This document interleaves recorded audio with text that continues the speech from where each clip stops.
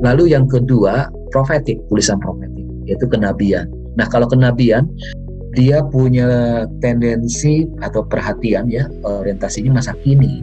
Apokaliptik bicara penglihatan ke depan, profetik ini mau menjadi sebuah kritik untuk masa kini. Walaupun memang ada dimensi masa depannya. Kalau misalnya ya, kalau kamu nggak berubah, kalau kamu nggak bertobat, kamu akan begini begitu. Nah, jadi bertobatnya itu pesan profetik.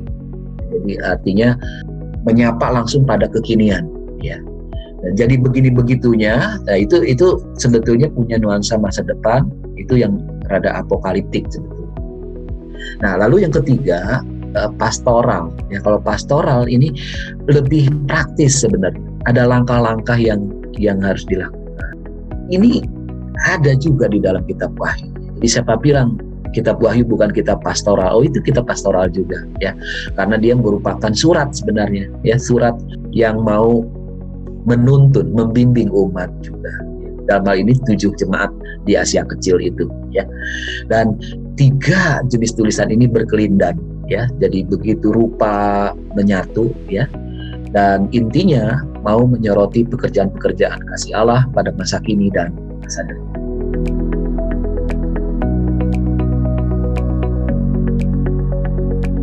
Kitab Wahyu ada muatan seni yang atau estetika yang tinggi, karena memang sisi yang tadi saya sebutkan ya, apokaliptik itu punya estetika yang lumayan bikin kita mesti mikir gitu ya, karena simbolismenya kuat sekali, entah nama diri, tempat, angka, warna, makhluk ya, itu digambarkan sedemikian rupa, penuh dengan fantasi ya.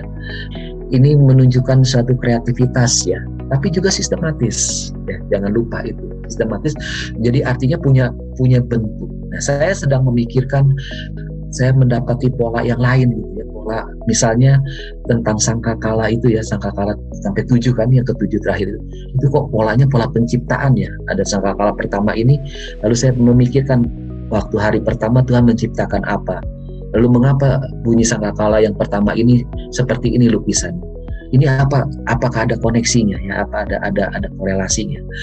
Saya menduga ada itu ya. Tapi kajian ini mesti lebih lanjut ya, saya tidak bisa explore lebih lanjut lagi sekarang.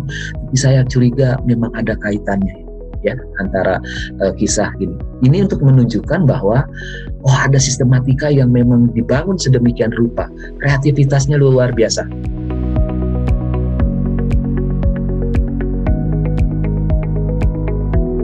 Dalam kaitan kitab Wahyu ini ditulis oleh Rasul Yohanes, diyakini seperti itu di Asia Kecil menjelang akhir abad pertama ya, ketika kekaisaran Romawi berkuasa dan bertindak kejam. Dan di sana umat Kristen, murid-murid Kristus mengalami masa penganiayaan yang luar biasa ya. Jadi ada kaisar-kaisar yang bertindak begitu rupa, membuat umat Kristen itu semakin terkecil, bahkan tersingkir ya. Di sana kekaisaran Romawi yang saya baca ya, seringkali juga memakai umat Yahudi ya dalam rangka menindas ya. Tapi kadang-kadang juga kaisar Romawi ini dengan umat Yahudi ini juga bentrok juga. Di situasinya memang begitu pelik ya. Nah, ini mulai dengan mengaitkan gematrianya itu yang tadi saya sebut, numerologi, sistem numerologisnya Yahudi, mengaitkan Kaisar Nero sebagai 666.